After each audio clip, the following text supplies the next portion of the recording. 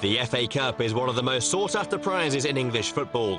Between them, Everton and Chelsea have lifted the famous trophy 9 times, and this year's final is their last chance for silverware. Can he get his shot away? Unbelievably, the youngster has won the derby for Everton. Nicolas Anelka, the predatory instincts.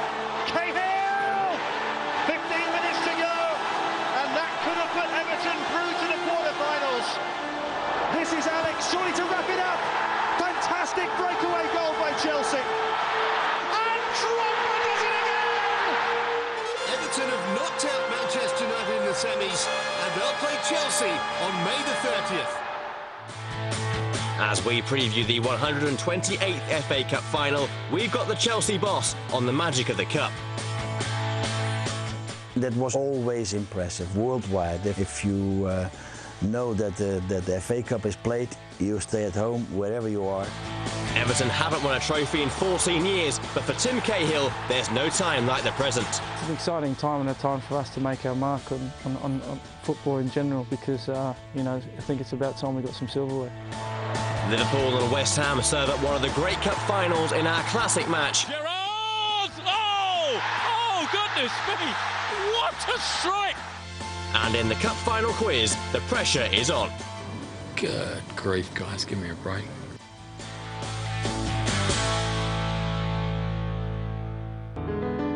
It's been 2 long years since Chelsea last enjoyed success. Can their departing general make it a fond farewell? The FA Cup final will bring the curtain down on Guus Hiddink's brief reign as Chelsea manager. The Dutchman has spent 3 months at the club, but that's been long enough to endear himself to both fans and players. He's just a fantastic manager, and his message is coming across. But when he joined Chelsea back in February, Hiddink was far from certain he'd be able to rejuvenate a disillusioned squad. When I came in February, everyone, including me, has sometimes a little bit of a preset mind, knowing from a distance the players, that I thought first I have to fight a lot with the players to get them in the same direction. But no, none whatsoever, because after 1 week I made the conclusion that this team reacted very well on what we said in this first week to each other, and that was, we don't give us time, the manager to the team or the team to the manager, as an excuse not to perform. We tried to perform from the first day, and players responded very well. Felipe Scolari failed to meet expectations. Owner Roman Abramovich set Hiddink a simple set of targets. First of all, I was asked to save the spots for giving a right for Champions League next year, which we did. That was the first aim. On top of that, of course, we reset our aims to go into Champions League final and to go into FA Cup final, which we did regarding the FA Cup, and everyone knows the injustice about not reaching the Champions League final. Having seen his side come up just short in both Europe and the Premier League, Hiddink is concentrating on the FA Cup, a tournament that has always caught his eye. My first experience was indeed watching the game Watford. It was a tremendous experience because everyone wants to be in the final. And even before many, many years, I followed also the FA Cup finals on this May Saturday. And it's at this moment that we say welcome to the viewers all over the world who've just joined us here at Wembley Stadium. That was always impressive worldwide. If you know that the FA Cup is played, you stay at home wherever you are in the world to see this big happening. Now Everton awaits, along with Tim Cahill, a player Hiddink knows only too well, having coached the Australian national team to the 2006 World Cup. Skillful player, very brave player, not being the tallest player, always dangerous in the box. So we have to keep an eye on him very, very, very carefully. And Everton are through to the FA Cup final. I think Everton is a very decent team. They are not just physical. It's a team who can play very good football. But whatever the result, Hiddink will walk away from Chelsea with his head held high. I try to bring my knowledge and my spirit, hopefully, and experience a bit into the club, and the others can judge if it was fruitful, yes or no. But for me, I think I got a good response of everyone in this club, and I challenged people within the players group and outside the players group, and everyone responded, and that gives me personally a big satisfaction.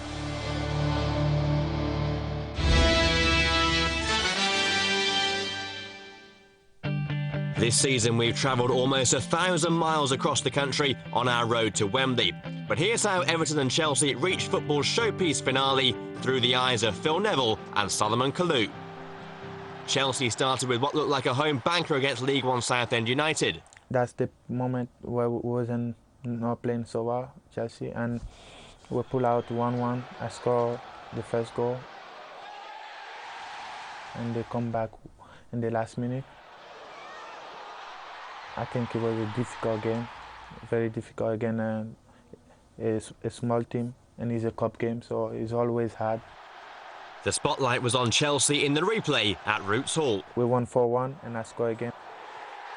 The team was really, really good. Everyone pulled out a good game. Everton's trip to Macclesfield was cup upset material. A real banana skin. For me, it was like going back to the real roots of football, and it was a real tough game. They absolutely they battered us for periods in the game, and you know, we managed to get a goal just before half-time through Leon Osman. It was a real eye-opener for a lot of the, particularly the foreign young lads, and it was a great occasion for Macclesfield, and they could have been proud of the way that they played. In round 4, Championship side Ipswich Town came to Stamford Bridge. We didn't start so well, and then we win 3-1 with a great free kick from Ballack, and then Lamsley went for goal himself. Oh, what a screamer! Meanwhile, Everton faced the Merseyside derby against Liverpool at Anfield. Jodion Lescott put Everton ahead with a first-half header. But as so often before, Steven Gerrard was the thorn in Everton's side. Oh, lovely ball from Torres. Here goes Steven Gerrard! But the replay at Goodison turned into a night to remember. What a tie to play in. For 20 minutes, Liverpool started really well, and then Steven Gerrard went off injured. And from the minute he went off injured, you could sense the belief, not just in the team, but in the stadium in general, that we were going to win the game. And just a great way to finish the game. You know, to score in the last minute of extra time. When we'd played so well, we totally dominated the whole game. And for a young lad to score was a great occasion.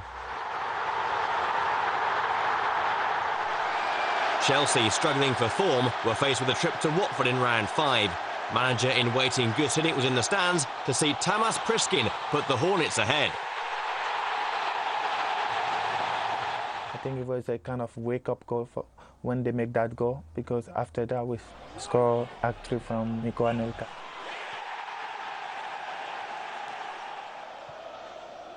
And I make an assist for him for the third goal. Once again, Everton faced Premier League opponents, this time Aston Villa. They were just beginning to hit a brick wall in the league at that time, and we were just hitting top form at this time. And again, it was a young lad that scored the first goal in Jack Rodwell. Even though they equalised, you know, we managed to get the second goal, and from then on we totally cruised the game, and it was a real top performance that day in the middle of a period in the season when we were playing probably our best football. Chelsea once again avoided top-flight opponents in the quarter-finals and had few problems beating Coventry City. We controlled the game. Didier scored the first one. They didn't really create a lot of chance, and we scored the second goal to kill the game. This is Alex, surely to wrap it up. It was a great performance for the team, and he put us through the semi-final. And Everton were expected to overcome a struggling Middlesbrough. This game, everyone thought we were already at Wembley for the semi-finals, and leading up to the game, I was as scared and nervous about the result that I was for the previous rounds. And the first half, we put in our worst performance probably of the whole season. It was a real cup tie in the second half. We'd raised the tempo, we'd raised the speed, and we overpowered Middlesbrough. I won't say we played our best football, but in terms of commitment and endeavour and power, we was brilliant.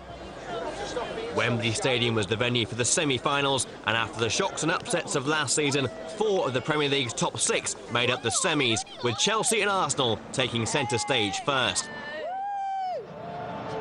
It was the beginning of a season-defining week for both clubs, with Champions League semi-finals looming for both Guus Hiddink and Arsene Wenger. Arsenal, which is an amazing team to play against, because you're sure that you're going to have a good game.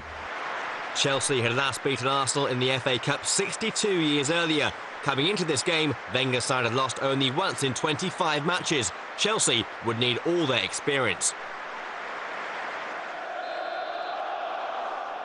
It was Arsenal's defence that looked suspect early on, though. Didier Drogba almost punishing Lucas Fabianski's moment of madness. Kieran Gibbs coming to the Poles' rescue.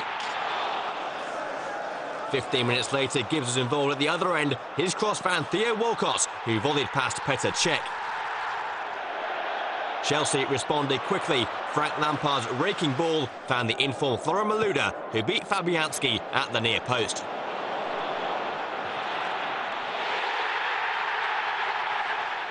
Chelsea were on top. Abu Diaby was outmuscled by Nicolas Anelka, who went so close. In the second half, both teams were lacking cutting edge in front of goal, and it appeared extra time would be needed to pick a winner. We have an experienced team. We know how to wait, and I came on from 85 minutes. As soon as I came on, Didier scored a goal. The Ivorian pounced on more hesitant defending and put the Blues into the final.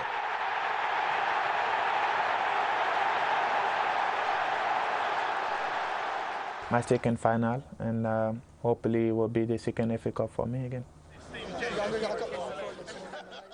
The next day, it was no North-West affair as Manchester United and Everton came to London.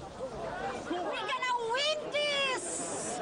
Deep down, with the cup run we had, I just knew we was going to draw Man United, and obviously we drew Man United. It was at Wembley. It was a semi-final. Unbelievable occasion. Manchester United were still in contention to end the season with 5 trophies, and Sir Alex Ferguson decided to hand starts to his younger squad members. In the week building up to the game, they were obviously massive favourites, and then when everybody saw the team, I think probably the shift of pressure turned to us then. United started the better side, but the first half became a tight and scrappy affair, memorable only for Julian Lescott almost putting the ball into his own net.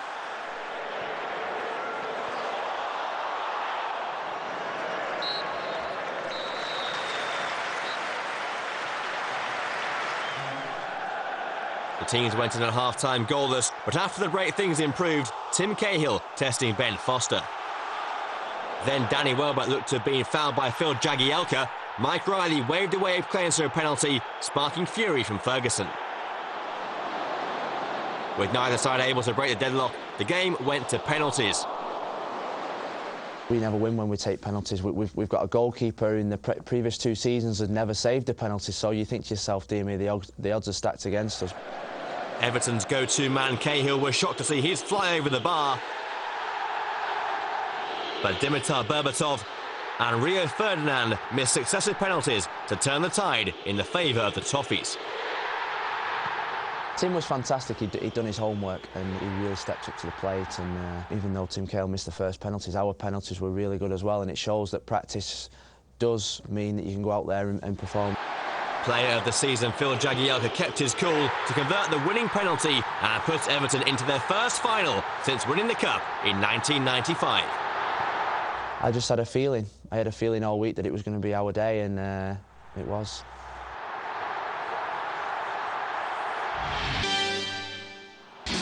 Still to come, Tim Cahill's got 1 runners-up medal. He doesn't want another.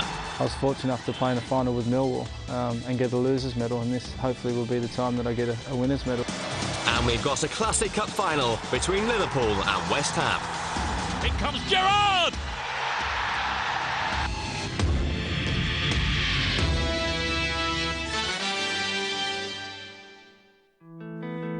It's 14 years since Everton won a trophy, but the present squad are ready to bring that drought to an end. know, it's an exciting time and a time for us to make our mark on football in general because, you know, I think it's about time we got some silverware. Tim Cahill knows all about the power of the FA Cup. It's the tournament which helped his career take off. He was at Championship Millwall in 2004 when they were runners-up to Manchester United. Cahill scored the goal that got them to the final. We did some special things with such a great squad. So when I look back now, I'm very proud of what we achieved. And now, you know, obviously getting that goal in the semi-final did put me on the map. But, you know, it was just through sheer hard work, and it's something now that I've just kicked on from and hopefully taken myself to a different level. I'm just blessed that I was in that situation, and I'm in this situation again to put it right and have a chance of winning something. This season, Cahill's been indispensable. With several teammates sidelined by long-term injury, he's been used in various positions by manager David Moyes, and always to good effect. Tim's done a great job, and whether he plays in midfield, whether he plays up front, we know that we can use him in several different roles. And he's someone at the club who we look at. He sort of epitomises a lot of what we're about, our spirit, playing for the team, and, you know, and he does all that. I've really enjoyed it. I've enjoyed the fact that, you know, if I have to play right wing or left wing, up front, in the middle, I'm playing football. It's such a pleasure to play with these lads because we all play for each other and there's no individuals. Cahill's in the rare position of knowing plenty about both managers at the Cup final. He's worked with David Moyes for 5 years now, and Gus Hiddink was the Australians' national coach in 2006. Gus, complete ledge. Comes in, and you know that he's stomped his authority before he's even walked in. He doesn't even have to open his mouth. Very honest, very blunt, but also a really nice guy. Some may say difficult to work under, but very direct, and I think you can say it's similar to David Moyes. Gives you a message and you produce, and if you don't produce as a player, then you expect to be subbed or not playing. So you don't want a manager always praising you, you want a manager that tells you the truth, and I think honesty as a footballer is probably the best thing. Everton players have the chance to join some legendary figures from the club's history. They've won the Cup 5 times, most recently in 1995, and Moyes senses he's on the brink of something special. I wouldn't say it's been overdue, but it's been coming, and you know, I think that there's a point now where we're due to win something, and it won't just be this one, it'll be ones to come as well. You know, we're not just going to compete in this FA Cup final and then let it all sort of dribble away. We're going to try and keep it going, and we're going to try and look to the future and hopefully have many more of them. We've played some massive games leading up to this FA Cup final, and not one player's been rested. Not one player's pulled out of a tackle, and not one player's even thought about the FA Cup final. And I think that is the key to being winners. That's the key to trying to win something. The big thing is the group of players we've got, the stability we've got within the club. The players who we've got know how it works. I think if I wasn't there, they would know exactly what they have to do. So if I don't turn up at Wembley, I'm still very confident we can go out and do a really good job. This is the time. You know, we've got a lot of big players in this team. I think we set high standards of ourselves to try and produce the highest levels we can throughout a season with such a small squad and such small funds. But you know, if we want to start achieving things and making things happen, then this is it. And for myself personally, I was fortunate enough to play in a final with Millwall and get a losers medal, and this hopefully will be the time that I get a winners medal.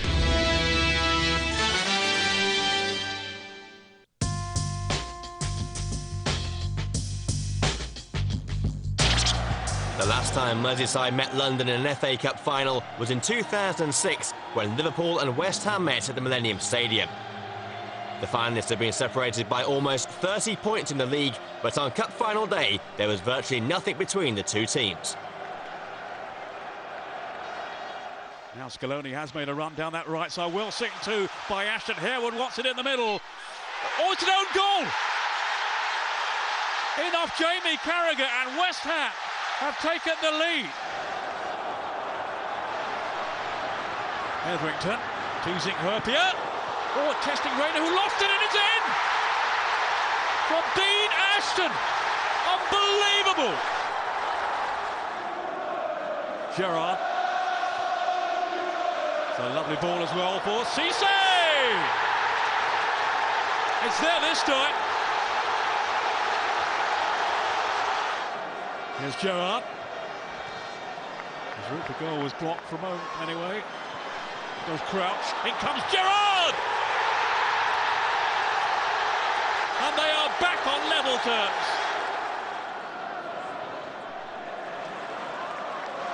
Now Konchesky lending his support down the left. Oh, it's in! Paul Konchesky! And back on West Ham throats again. That's Risa, tossed it towards Morientes. And then Gerrard! Oh! Oh, goodness me! What a strike from Steven Gerrard! I told you, don't write them off. Captain Fantastic all. At fault for 2 of West Ham's 3 goals, it had been a match to forget for Pepe Reina. But in extra time, the Spanish goalkeeper excelled himself, somehow keeping out Marlon Harewood's header. And so for the second successive year, the cup final went to penalty shootout. Hamann against Hislop and scores eventually. Bobby Zamora, oh, he saved it! Here comes Herpio, oh, that's been saved as well! Teddy Sheringham. Can he beat Reina? He can! Eyes staring, focused, and he scores. Konchesky. Reina again.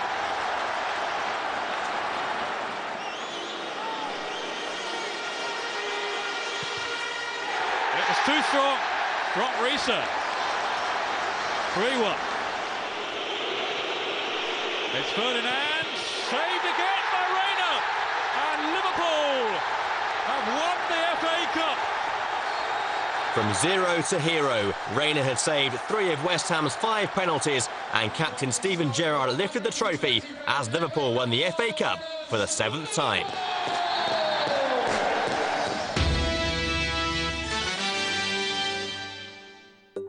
We wrap things up with our cup final quiz. In the Everton corner we have Phil Neville and Tim Cahill. Opposing them is Chelsea's assistant coach, Ray Wilkins.